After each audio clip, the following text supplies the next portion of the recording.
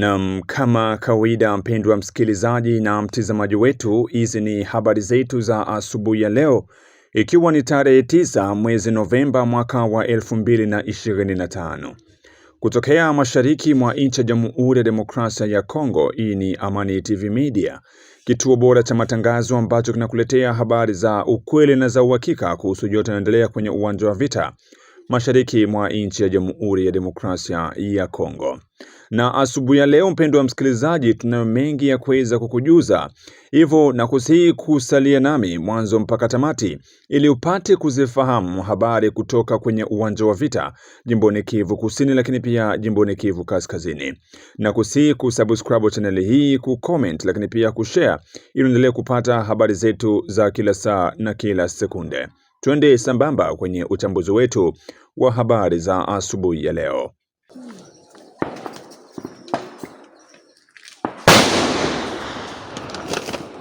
Na bila shaka natumai ya kwamba utakuwa salama usalimini. Jina langu ni Ramsey Ramadhani na hii ni Amani TV Media. Kwenye habari zetu za asubuhi ya leo, moja kwa moja tuanzie uko tarafani Fizi ambako baada ya mapigano makali ya siku 3 kati ya jeshi la FARDC wakisaidiwa na wazalendo dhidi ya vikosi vya waasi wa Ngomino Twirwaneho, Red Tabara pamoja na M23, taarifa zinasema kuwa waasi hao wanasonga mbele katika maeneo ya milima ya Fizi, Itombwe na Mwenga. Waasi hao wanaendelea kuonekana katika vijiji vya Tuetue, Bilalo Mbili na Pwenzero, hali ambayo endelea kuleta tamluki kubwa miongoni mwa wakahaji wa eneo hilo. Kwa mujibu wa vyanzo vya kijeshi, hali bado ni tete, huku wapiganaji wa FARDC wakiendelea kuimarisha ngome zao pamoja na wazalendo ili kuwazuia waasi hao wasiendelee kuteka maeneo mengine zaidi.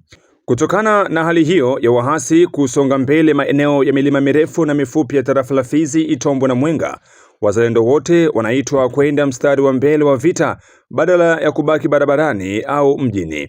Wito huo umetolewa na uongozi wa vikosi vya ulinzi wa kiraia wazalendo, ukisisitiza umuhimu wa kuimarisha safu ya mapigano ili kuzuia waasi wasiendelee na kuteka maeneo mengine huko kwenye milima mirefu ya tarafa la Fizi, Itombwe na Mwenga. Mimi niko nazidi kuambia wazalendo tu. Mimi ni kiongozi katikati ya wazalendo, naitwa Yermos Israeli. Tuwe macho wazalendo, tusimame, tuwe macho, tutetelee nchi yetu. Hapo nyuma tulikuwa tunalaumu serikali au FARDC. Wao ndio wako wanatupiga wakati sisi tunapiga adui. Wao wanatupiga wakati tunapiga Mnyarwanda, Ngomino, M23. Kwa sasa sisi na serikali tunakuwa ngambo moja kwa kupiga adui, lakini kuliko sisi kwenda mbele, naona watu wako wanazidi kurudia nyuma. Na serikali vile vile vifao vyao kwenye biko logistike kukue na bebewa na adui. Eske tutaweza kweli? Au ni puti za serikali kufanya adui yake kupiga kwenye wako full pour que babebe ile mabebe nani arsenal zao kubasatiti, sisi kukosa nguvu, baadaye watu wanakimbia. Kama hakuna puti yenyewe inafanyika pale, kunapaswa kuwa na kitu kingine. Tuwe macho wazalendo, tujitie pamoja. Adui anazidi kusogelea, kuliko sisi kusogelea kwenda mbele, yeye anazidi kutusogelea. Tuwe makini,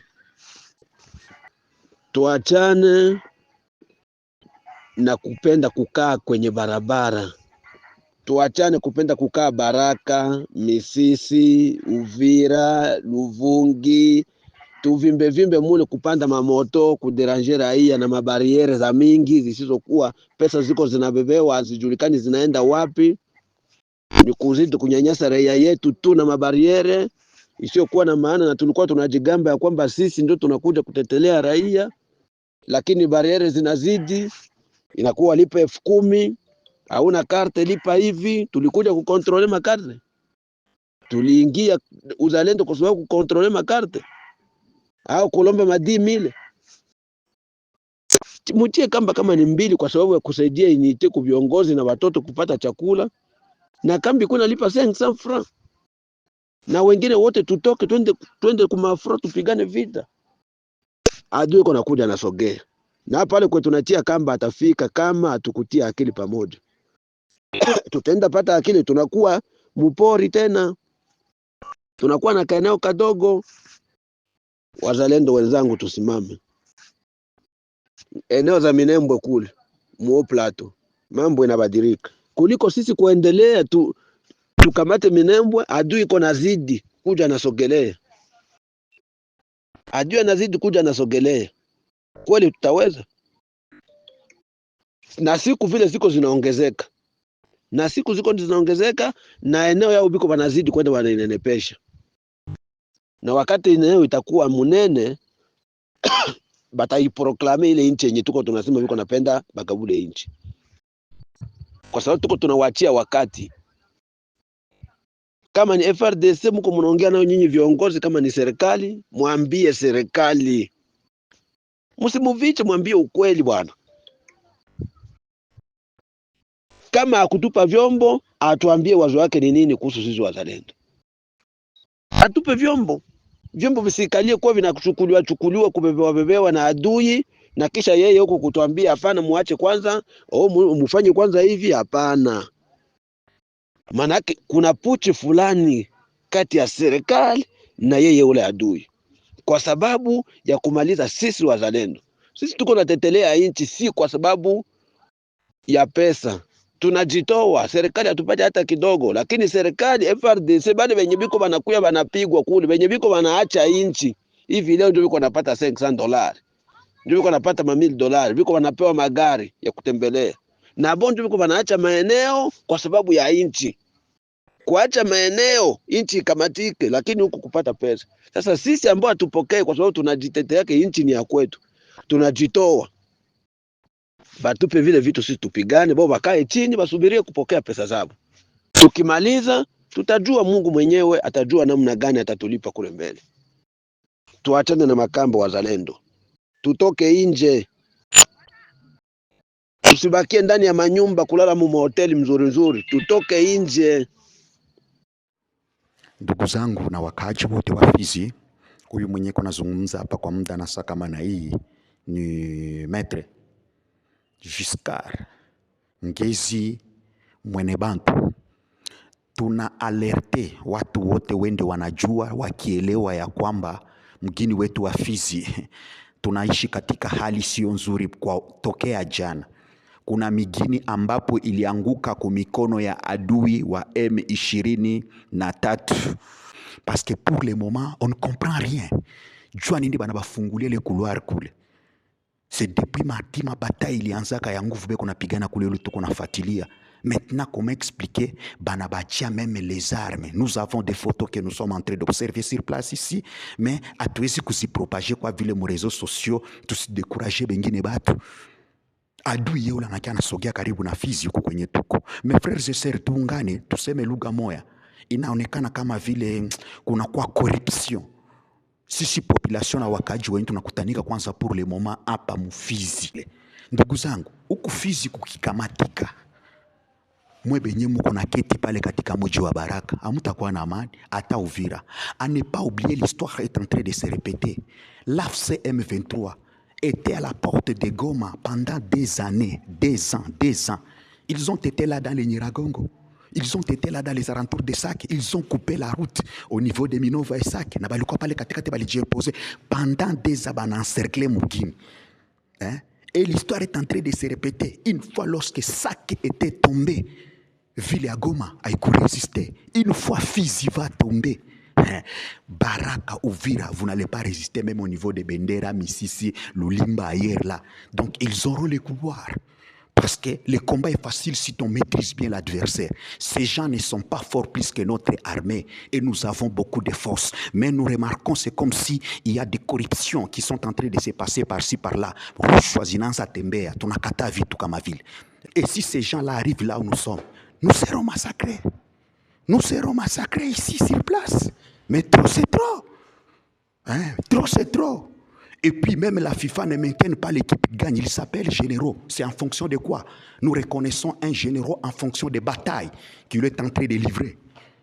Et il s'appelle des généraux. Mais les généraux, même qu'on a reculé devant la force de l'ennemi, vous ne savez pas tenir vos positions, vos entités. Le pays est en train d'être balkanisé. Et puis ceux qui sont à Doha, pourquoi ne pas remonter les propos de mon frère de la société civile, Jacques Alibassi, qui est en train de parler tout haut ici sur place?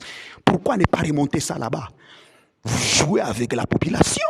Vous êtes en train de décider des accords en fonction de quoi au moment où l'ennemi est en train de progresser vers nos entités, vers notre terre. Mais trop, c'est trop.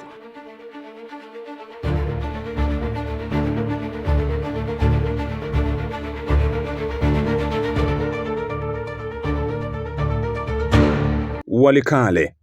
Wapiganaji 72 wa kundi la wahasi la AFC M23 waliokuwa wamejisalimisha kwa jeshi la serikali na kuwekwa kambini katika mji wa Walikale mkoani Kivu Kaskazini wamepelekwa Kisangani mkoa wa Chopo siku ya Ijumaa Novemba tarehe 7. Uhamisho huo ulifanywa kupitia kiwanja cha ndege cha Kigoma kilichoko huko Walikale mjini.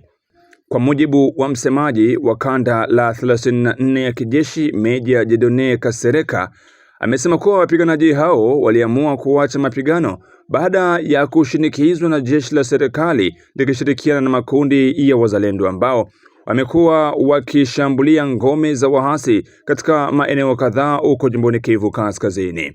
Afisa huyo aliongeza kuwa hii ni awamu ya 5 ya wapiganaji waliokuwa wamejisalimisha na kupelekwa Kisangani kwa hiari yao. Awamu hii yenye wapiganaji 72 imefanya jumla ya wale waliokwisha kupelekwa Kisangani kufikia wapiganaji 500 ndani ya kipindi cha takribani mwezi mmoja pekee. Idadi hii kubwa ya waliojisalimisha katika muda mfupi, kwa mujibu wa jeshi, inaonyesha kwamba shirikizo dhidi ya wahasi limeongezeka katika mistari ya mbele. Hata hivyo, uongozi wa AFC M23 bado haujatoa tamko lolote kuhusu visa hivi vya wapiganaji wake kujisalimisha katika maeneo mbalimbali ya mapambano. Kwa sasa utulivu wa muda unaonekana kurejea katika baadhi ya maeneo jimboni Kivu Kaskazini kufuatia kusainiwa kwa mkataba wa ufuatiliaji na usitishaji mapigano wa kudumu na ufuatiliaji wa utekelezaji wa mkataba huo. Hii inafuatia mashambulizi ya anga yaliyofanywa na jeshi la serikali dhidi ya ngome za wahasi katika wilayani Walikale na Masisi jimboni Kivu Kaskazini pamoja na Fizi na Mwenga kusini mwa nchi ya Jamhuri ya Demokrasia ya Kongo.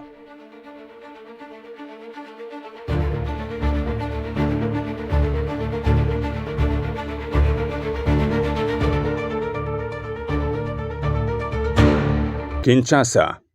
Wanamgambo wa Mobondo wamefanya mashambulizi siku ya Ijumaa tarehe 7 Novemba katika eneo la Kingakati, mojawapo ya eneo iliyoko pembezoni mwa mtaa wa Maluku mjini Kinshasa. Kwa mujibu wa mamlaka za eneo hilo, mashambulizi hayo yalitokea katika majira ya jioni na kupelekea vifo vya watu wasiopungua 5. Kwa mujibu wa Alexi Mpa Mundoni, meya wa manispaa ya Maluku, wahanga wote ni maafisa wa polisi waliouawa na shambulio hilo. Meya huyo alifafanua kuwa jeshi la Jamhuri ya Demokrasia ya Kongo FARDC liliingilia kati na kufanikiwa kuwafukuza washambuliaji hao ambao walikuwa wamepora mali za wakaaji wa eneo la Kingumu. Alisema atafanya ziara katika eneo hilo ili kutizama na kuhakikisha hali iko namna gani.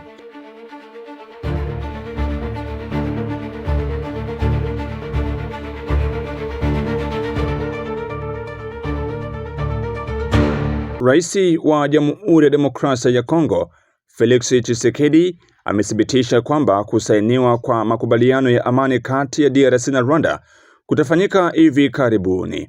Kauli hiyo aliitoa Ijumaa tarehe 7 Novemba alipokutana na wakongomani wanaoishi nchini Brazil pembezoni mwa mkutano wa COP30.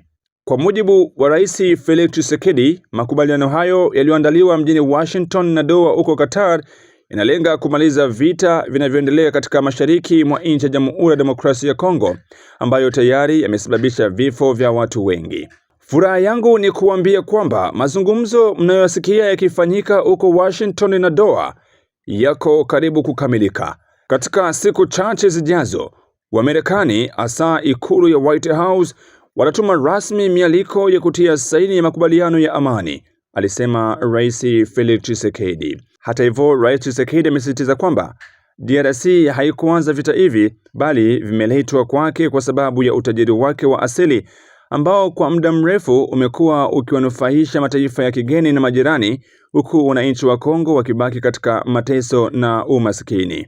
Tumepigana sana kumaliza mateso haya. Sasa tumefika mwisho ili tuanze kuvuna matunda ya amani ya kudumu katika Jamhuri ya Demokrasia ya Kongo, aliongeza Rais Felix Tshisekedi. Makubaliano haya yanatarajiwa kuwa hatua muhimu kuelekea kurejesha utulivu wa kudumu katika eneo la mashariki mwa nchi ya Jamhuri ya Demokrasia ya Kongo. Wakati haya endelea kujiri, waasi wa M23 wakishirikiana na vikundi vya Ngomino Twirwaneho, Red Tabara pamoja na washirika wao wengine waendelea kusonga mbele mashariki mwa nchi na kuteka miji kadhaa huko kwenye shamba la vita jimboni Kivu Kaskazini, lakini pia jimboni Kivu ya Kusini.